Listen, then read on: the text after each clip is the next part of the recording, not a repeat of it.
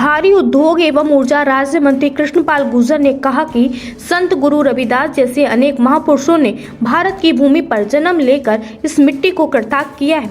संत रविदास जी उन महापुरुषों में से एक हैं जिन्होंने समाज को एक नई दिशा देने का काम किया। उनके द्वारा बनाए गए दोहे व पदों से आम जनमानस का उद्धार हुआ है। उन्होंने कहा कि संत रविदास जी को संत कबीर जी का समकालीन माना जाता है। संत गुरु रविदास जी से जात पात से कोसों दूर थे। उनके द्वारा बनाए गए दोहे व पद लोगों को सीख प्रदान करते थे। उन्होंने अपने मन, कर्म व वचनों से समाज में फैली हुई कुरीतियों को दूर करने का कार्य किया। संत गुरु रविदास जी ने लोगों को संदेश दिया कि धर्म के नाम पर झगड़ा करना व्यर्थ है। इसीलिए हमें संत गुरु रविदास जी के जीवन से प्रेरणा लेनी चाहिए और उनके आदर्शों का पालन करना चाहिए। समाज को एक नई दिशा दी, एक नई सोच दी।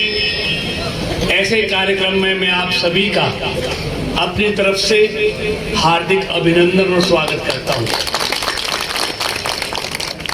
आप लोगों ने इस कार्यक्रम में मुझे बोलने का मौका दिया, उसके लिए भी मैं आपका आभारी हूं। आप सब जानते हैं भारत भूमि को युगों युगों से अनेक साधु संत पीर फकीर ने जन्म लेकर कृतार्थ किया है, जिन सब में से एक संत रविदास जी थे।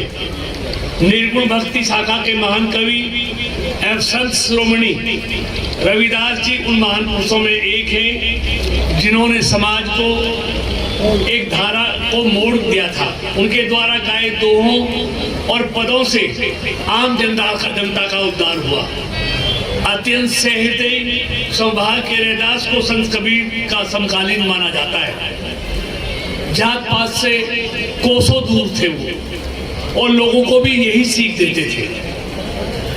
उन्होंने अपने मन, कर्म और वचनों से समाज में फैली हुई कुरीतियों को, जातिवाद, छोटे बड़े की भेद भावना को समाप्त करने का काम किया। यह कहना बिल्कुल गलत नहीं होगा कि वे अवतार थे। हम सभी को उनके दोहों को पढ़ते हुए इस बात का बोध होता है कि धर्म के नाम पर लड़ाई करना अर्थहीन है। समाज में बड़े छोटे का भेद नहीं होना चाहिए। संत रविदास जयंती उनके विचारों को सदैव स्मरण कराती है। वह उनके बताए हुए मानवता के मार्ग पर चलने को प्रेरित करती है। मित्रों, तो ये हमेशा इस समाज के लिए मैं समझता हूँ हमेशा कार्यरत रहते हैं। अभी यहाँ जो संत रविदास भवन बन रहा है, उन्होंने 50 लाख कहे, 50 लाख 10 लाख रुपए हमने पंचायतें भी दिए हैं। 60 लाख रुपए इस भवन के लिए हम अब तक करा चुके हैं। और मैं आप सबको विश्वास दिलाता हूँ, हरेंद्र जी और भाई सुखबीर जी को, पूरी टीम को, कि अच्छा नेक कार्य है। समाज के बच्चे यहाँ पढ़ेंगे, ट्रेनिंग लेंगे, शिक्षा लेंगे, जो आगे बढ़ेंगे, ये बच्चे आगे बढ़ेंगे, समाज आगे बढ़ेगा।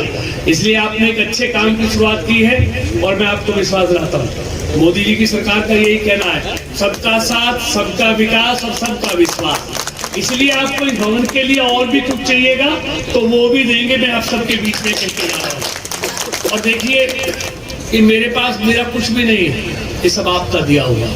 कल्याणम करोति आपकी सेवा में हमेशा तत्पर। यदि आपको है सुनने में तकलीफ, कम अथवा ऊंचा सुनाई देना, टीवी देखते समय वॉल्यूम को ऊंचा करके सुनना, कानों में सीटी बजने सी आवाजें आना, अक्सर एक ही बात को दोहराने का आग्रह करना, जैसी समस्या है तो आप श्रवण जांच केंद्र पर आएं, जिसमें सभी प्रकार की जांच और परामर्श की सुविधाएं उपलब्ध हैं।